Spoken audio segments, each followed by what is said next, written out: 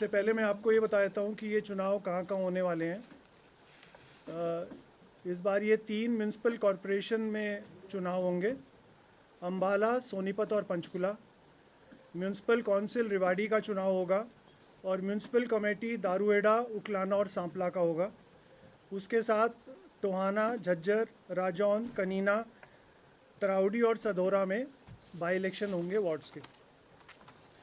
हम लोग इस बार पंचायती राज के जो हमारे बाई इलेक्शंस है वो भी इसके साथ ही कर रहे हैं ताकि दोनों इकट्ठे हो जाएं। पंचायती राज के इलेक्शंस में 2 जिला परिषद के इलेक्शन होंगे, एक करनाल में होगा और एक पानीपत में होगा। 12 पंचायत समितियों के इलेक्शन होंगे, 29 सरपंच और 485 पंच, टोटल 528 है। और ग्राम पंचायत मंडी आदमपुर, जवाहर नगर, ब्लॉक आदमपुर हिसार में, और ग्राम पंचायत गोविंदपुरा और पोलर, ये ब्लॉक 7 कैथल में है। इनका पहली बार ये आम चुनाव होगा। अब मैं जो ये दोनों जो आपको बताया चुनाव कार्यक्रम की ये इस तरह रहेगा। नामांकन के लिए रिटर्निंग ऑफिसर द्वारा नोटिस चिपकाना तथा प्रकाशित करने की तिथि रहेगी 15 अप्रैल, जो बुधवार का दिन है। नामांकन पत्र प्रस्तुत करने की तिथियां हैं 21 अप्रैल मंगलवार से लेके 25 अप्रैल शनिवार। नामांकन पत्रों की जांच पड़ताल करने की तिथि है 27 अप्रैल सोमवार। उसी दिन उम्मीदवार 28 तारीख को 28 अप्रैल को उम्मीदवारी वापस लेने की अंतिम तिथि है। 28 तारीख को ही चुनाव लड़ने वाले उम्मीदवारों को चुनाव चिन्ह बांटे जाएंगे और उसी दिन ही चुनाव लड़ने वाले उम्मीदवारों की सूची चिपका दी जाएगी प्रशासन द्वारा। चुनाव की तिथि है रविवार 10 मई 2026। चुनाव का समय रहेगा 8 बजे से 6 बजे तक। यदि दोबारा मतदान की ज़रूरत पड़ी तो वो दोबारा मतदान होगा 12 मई को मंगलवार, और मतगणना की तिथि 13 मई 2026 को। और जो ये पंचायती राज संस्थाओं की जो गिनती है वो हम कोशिश करेंगे कि उसी दिन इलेक्शन के बाद हम उसको पूरा कर लें।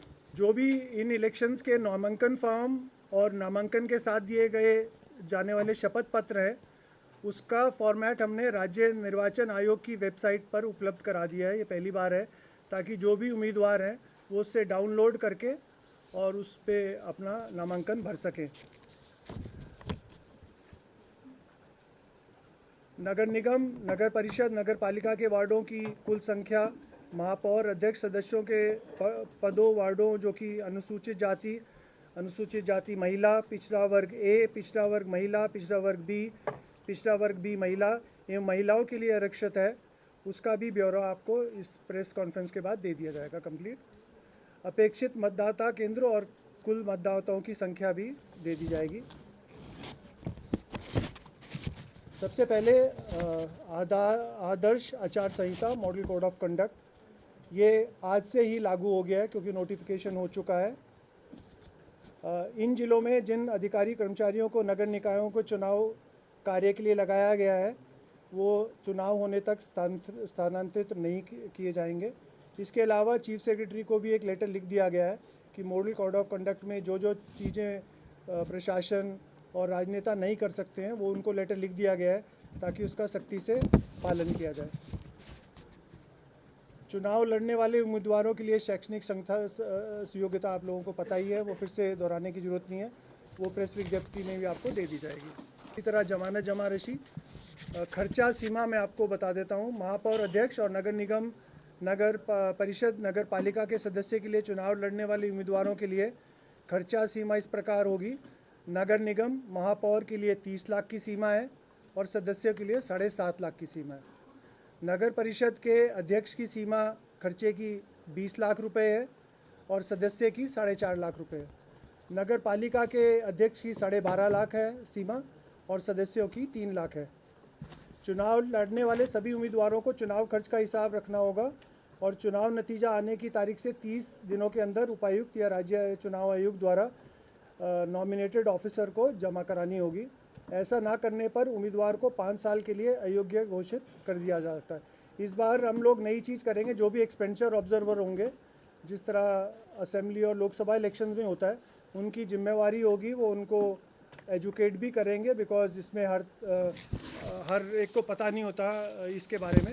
उनको शिक्षित भी करेंगे, बाकायदा उनको जो सहयोग चाहिए होगा अपना एक्सपेंडिचर रजिस्टर करने के लिए, उसमें भी उनकी सहायता करेंगे और उनको सबको बताएंगे कि कब तक ये पूरा करना है प्रक्रिया।